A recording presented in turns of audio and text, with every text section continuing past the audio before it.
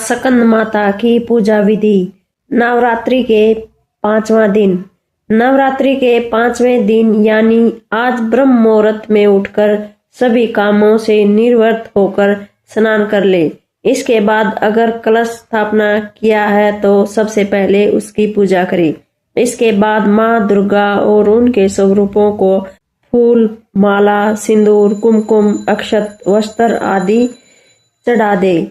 इसके बाद भोग में केला, मिठाई खिलाने के साथ बीड़ा का भोग लगाएं। मिठाई खिलाने के साथ भोग लगाएं। इसके बाद घी का दीपक और धूप जलाकर माँ दुर्गा चालीसा मंत्र के साथ दुर्गा सप्तशती पाठ, स्कंद माता मंत्र स्तोत्र करने के बाद अंत में आरती कर ले।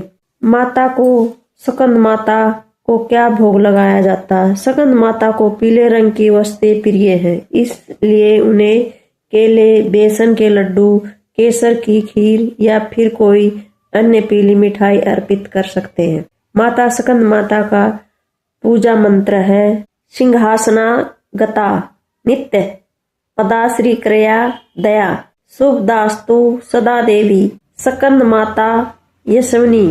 सिंहासनागता नित्य पदाश्री कृदया शुभदास्तु सदा देवी स्कंद माता यशवनी। मंत्र है ओम देवी स्कंद माताए नमः। जय माता दी। सारे मिलकर बोलो जय माता दी। नवरात्रि के 5वें दिन माँ स्कंद माता की कथा। पौराणिक कथा के अनुसार माता सती द्वारा अपना देह त्यागने के बाद भगवान शिव ने स्वयं को सांसारिक बंधनों से दूर कर लिया था और एक तपस्वी के रूप में तपस्या करने चले गए। इसी दौरान तारकासुर और शूर्पणखा नाम के 2 राक्षसों ने देवताओं पर हमला कर दिया। उस समय देवताओं की मदद करने के लिए कोई नहीं था। तारकासुर और शूर्पणखा नाम के दोनों राक्षसों ने भगवान ब्रह्मा द्वारा ये वरदान प्राप्त था कि उनका अंत भगवान शिव की संतान ही करेगी। उन दोनों राक्षसों के अत्याचारों को देख देवगण भी चिंतित थे। तब सभी देवता भगवान विष्णु के पास गए और उन्हें अपना दुख सुनाया, परंतु भगवान विष्णु ने उनकी कोई मदद नहीं की।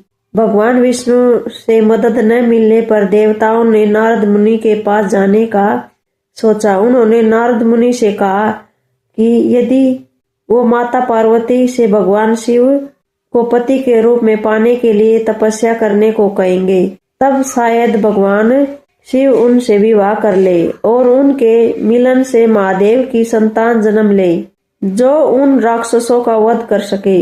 इस नाते नारद मुनि के कहे अनुसार माता पार्वती ने भगवान शिव को पति रूप में पाने के लिए घोर तपस्या की और उनकी भक्ति से खुश होकर भगवान शिव ने उनके विवाह करने का निर्णय लिया। विवाह के पश्चात माता पार्वती और भगवान शिव की ऊर्जा से एक बीज का जन्म हुआ। बीज के अत्यधिक गर्म होने के कारण उसे अग्निदेव को सरना नदी में सुरक्षित रखने के लिए सौंप दिया गया। अग्निदेव भी उनकी गर्मी सह नहीं पाए, इसलिए उन्होंने उस बीज को गंगा को सौंप दिया, जो उस आखिर में सरना झील में ले गई, जहाँ माता पार्वती पहले से ही पानी के रूप में मौजूद थी और उस बीज को धारण करते ही वो गर्भवती हो गई।